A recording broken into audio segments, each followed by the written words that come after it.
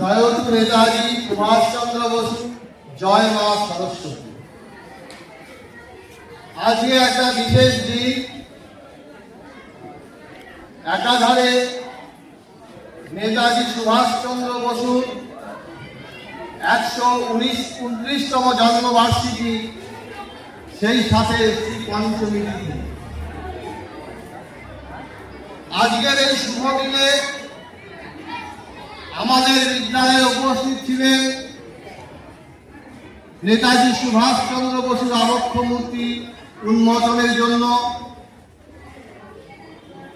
মাননীয় সমষ্টি উন্নয়ন আধিকারিক মহাশয়া শীতলকুচি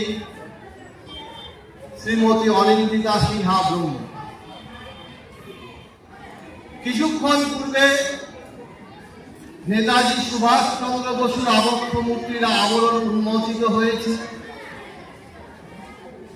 যথাযোগ্য মর্যাদা সহকারে। আজকের এই অনুষ্ঠানে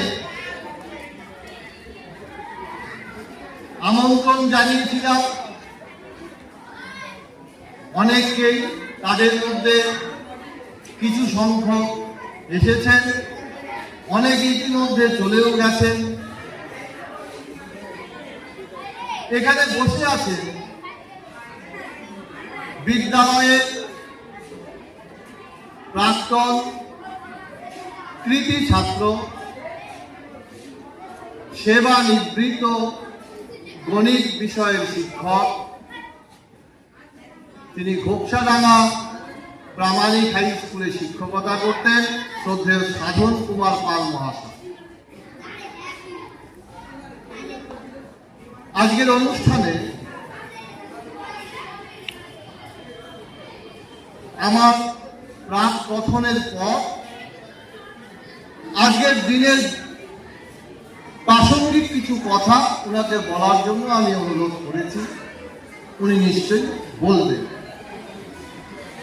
আজকের দিনটি হচ্ছে আরেকটি কারণে বিশেষ উল্লেখযোগ্য। কেন্দ্রীয় সরকার নেতাজি সুভাষচন্দ্র বসুকে যথাযোগ্য সম্মান জানিয়ে এই দিনটিকে পরাক্রম দিবস হিসাবে পালন করছে। শৌর্য, বীর্য, সাহস, নির্ভীকতার প্রতীক নেতাজি সুভাষচন্দ্র বসু। নিঃস্বার্থ আত্মত্যাগ, ভোগ বিলাস বিমুখতা, চূড়ান্ত রাষ্ট্রপ্রেম, দেশপ্রেমের জলজ্জান্ত উদাহরণ নেতাজি সুভাষচন্দ্র বসু, যিনি না থাকলে ভারতবর্ষের স্বাধীনতা হয়তো আমাদের কাছে এখনো অধরা থেকে যেত। যার অনুপ্রেরণায় হাজার হাজার ভারতবাসী অনুপ্রাণিত হয়েছে স্বামী বিবেকানন্দের ভাব শিষ্য দেশনায়ক নেতাজি সুভাষচন্দ্র বসু।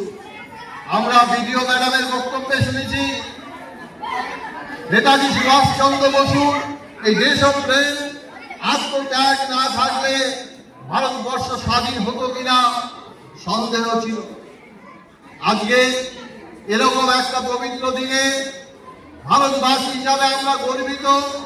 আমাদের বিদ্যালয়ে নেতাজি সুভাষচন্দ্র বসু একটা আবক্ষ মূর্তি আমরা রাখতে পেরেছি ছেলে মেয়েদের সামনে।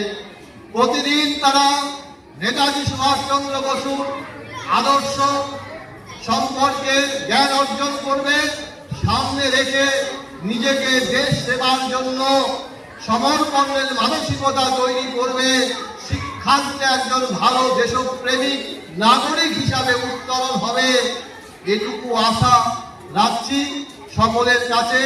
সেই সাথে আবার দেবী মা সরস্বতীকে প্রণতি নিবেদন করছি এবং দেশনায়ক নেতাজি সুভাষচন্দ্র বসুকে আবার আমার বিনম্র শ্রদ্ধাঞ্জলি অর্পণ করে আমার বক্তৃতা এখানেই শেষ করছি।